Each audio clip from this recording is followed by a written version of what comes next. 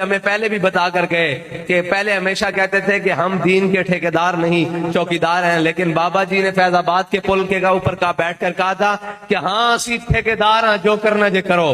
ہاں تے ہن گل اتنے تک آ گئی جے ایک ووٹ پیچھے گنا نکل سکتی ہے نا تے حضور دی عزت پیچھے سارا کچھ نکل سکتا۔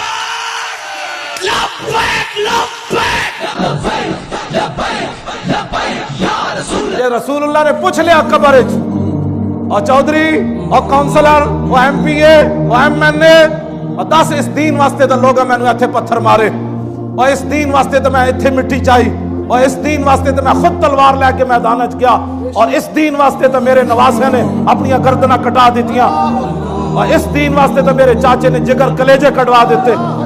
10 چودھری تیرے ہوندیاں مسجد دے سپیکر اترے، اور 10 اس ویلے تیری پاور کدھر گئی سی؟ حضور نے جب دیکھا نا کہ اے او بندہ ہے جنہیں میرے کو بچے دانی چھوٹی سی، حضرت قاسم نے فرمایا ایدی گردن لا دے۔